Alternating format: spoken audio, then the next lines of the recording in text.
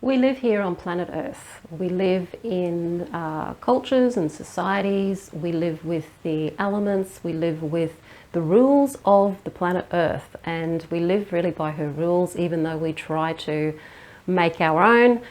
We really still are subject to what goes on here in the mundane world. And that can make life really difficult. It's not easy being here on planet Earth. It's really difficult. And then add the whole human, cultural, societal, ideological, psychological stuff on top of that, and it becomes even more difficult to live on planet Earth amongst our fellow humans. So where does a spiritual practice fit into this? How does a spiritual practice actually help you in your everyday mundane life, like, you know, paying the bills and being able to put food on the table and getting on with people and that kind of thing? So that's what this video is going to be about today.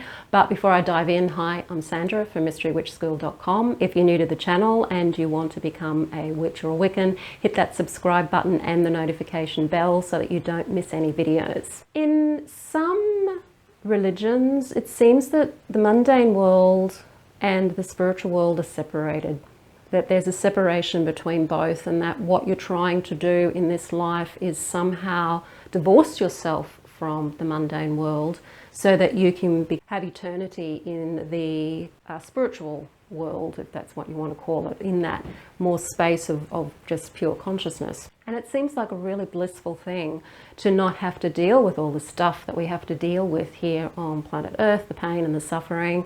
But there's also some really wonderful things about being here on planet Earth too.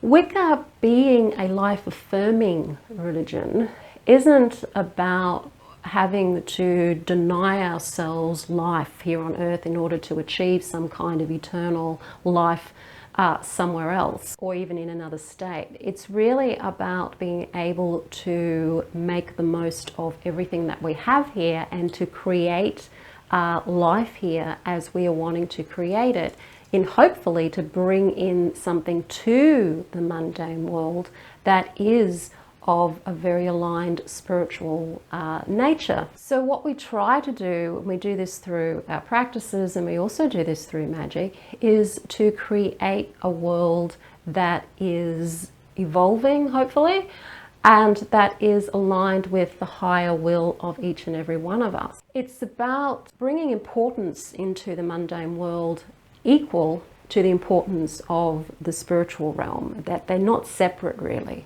They are the same thing, it's just in the mundane world things are more dense and there's more limitations when they become more dense. So there's more limitations here than there is, say, in the spiritual world. So having said that, how does the goddess and God help you pay your bills? How do they help you put food on the table? Can they do that for you? The answer is that with your help, yes, they can help you do that. The whole point of us being here on planet Earth is that we're the ones doing the creating. We're the ones here doing it.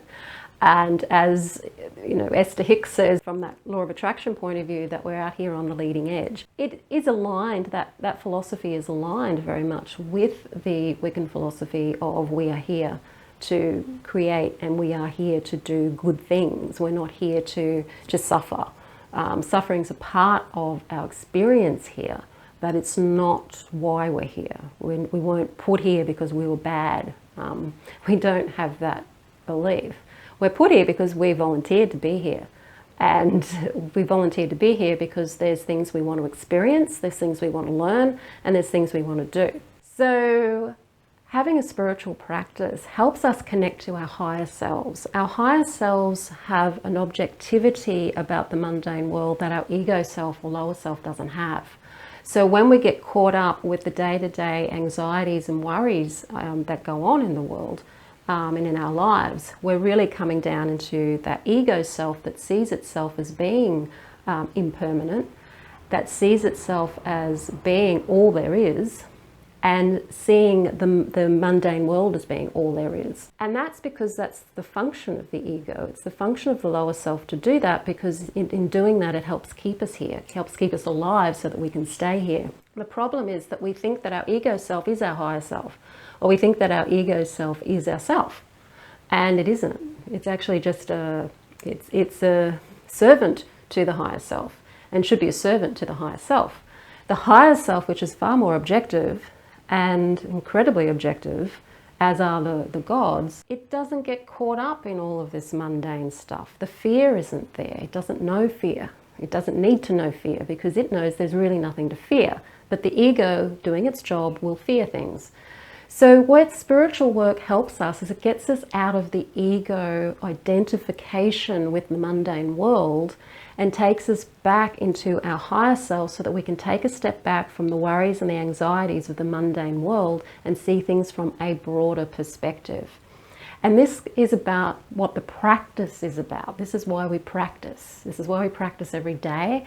And this is why we practice and learn through different practices to be able to become more and more and more connected to this higher self so that we can be the eagle and be able to have that really wide view of what's going on, that big picture view. So think of yourself as rising from being a being that can only see what's around them really close up to being like an eagle who can see so much more. It's a really good symbol, the eagle, of this, having that eagle eye, having that bigger picture view, and that's really what can help you. When it comes to the mundane things of being able to pay the bills, the practice of being able to see with more eagle eyes and to be able to step back from anxiety and worry can actually help you do what you need to do and change what you need to change in order to change that circumstance. So if you're in a situation, for example, and I've certainly been in this situation when it comes to money, being worried, not earning enough, not earning as much as I need to earn, being worried about all that stuff, I've certainly been there. If you can actually step back and realize that from a higher self point of view, that's not a big issue. It's actually something that can be rectified pretty easily. You just have to take the steps to do it. Magic can help, and we do use magic, and I've used magic to help me in these circumstances, but it hasn't been the only thing that I've done. I've had to take other action. I've had to work on myself to change my mindset around money. I've had to work on myself to change my mindset about my own value. I've had to do work on myself to change how I see the world in order to be able to feel comfortable with not knowing what's going to happen with my income or where things are going to come from in the near future. It's about stepping back, taking the big picture view, and when you've got the big picture view, you've actually got more resources available to you to be able to do things, because essentially what spiritual work is working on yourself. It's working on realizing that what's blocking you in your life is actually you. It's not the government, it's not this and it's not that. It's actually ourselves that are blocking ourselves because of our limited beliefs and not understanding who and what we really are.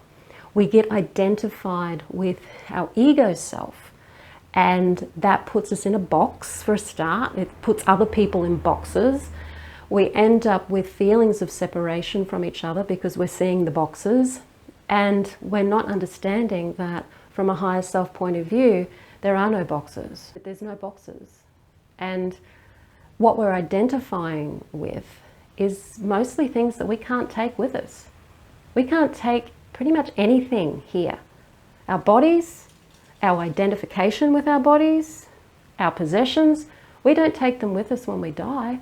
They all get left behind. So we get hung up on these things we can't take with us when we die, and we will all die. That's it. We all die. And we live here for a very short period of time. And so when we're getting so caught up in our identities, when we're getting so caught up with our possession, we are really stopping ourselves from being able to move forward and enjoy life, because the higher self doesn't have these barriers. It doesn't hold on to possessions, and it doesn't identify with any ways that many ways that we identify with ourselves. So what that does is it helps you take a more objective view, and it helps you do the work on yourself. And when you work on yourself and you realize that you are more than what you think you are, that you're not what people tell you you are, there's more to you than that, and you start to change your thoughts and beliefs and energetic assumptions and vows and all of those things about yourself, that is where the change happens in your life. And that is where the real magic is. It's the inner work that is the work you need to do. Yes, you can do spells to do all sorts of things, but you really, for happiness and joy, it's actually the inner work, and that's what the spiritual work is about. It's about us connecting to who we really are and what it is that we really are doing here. And then when we start to do that, the resources that we need, the money and the stuff, it comes. Sometimes it comes without you even having to do magic for it, because you are connected to your higher self and your higher self's purpose. So this isn't easy work to do either. I'm not going to say it's easy. It's not sitting in meditation and being in a state of bliss. It's about knowing yourself, know thyself. And it's work that has to be done in order for you to achieve that happiness that you're wanting. And I know for myself that it's work that I've had to do. And for the people that I work with, my clients that I work with, particularly in the Mystery Witch School 101 course and in my one-to-one clients, it is really about what they're getting from it. It's I'm feeling more connected to myself, to my higher self. I'm feeling how connected I am to the earth, to the universe. And how more connected I am spiritually to these things, and it's totally changed my perspective about life. It's helping me see the bigger picture so that I'm not being identified with things that I can't take with me when I die. So that's how a spiritual practice can actually change your life, and how the goddess and God can help you pay your bills. It's not the way you think it would be. It is in a much more indirect way and direct at the same time. It's a bit of a paradox. And understanding that and taking the step to do that is the way that you move forward in your spiritual practice. And if you're interested in doing that and learning Wicca and bringing Wicca into your life in a way that's going to help you do that, then do have a look at the Mystery Witch School 101 Academy. It's designed to help you, or teach you Wicca, but also to help you connect to who you are and to spirit as well. Because when I was going through my first coven and I was doing the traditional training, I didn't get that. All I got was the traditional Wiccan training, which was great, but it didn't help me really connect to who I was, and I had to go and search for that through other traditions to do that. And even then, that didn't even really help me either. The only way I really came to understanding myself was combining the knowledge from these experiences and actually working on my stuff through the shadow work. So that's really how it came about for me. It wasn't doing hours of meditation or that. I mean, the knowledge helped me, but it was actually the work on me clearing my own stuff that helped me do that. And we do a little bit of work on that in the Mystery Witch School 101, and of course that's what I do with my one-to-one clients.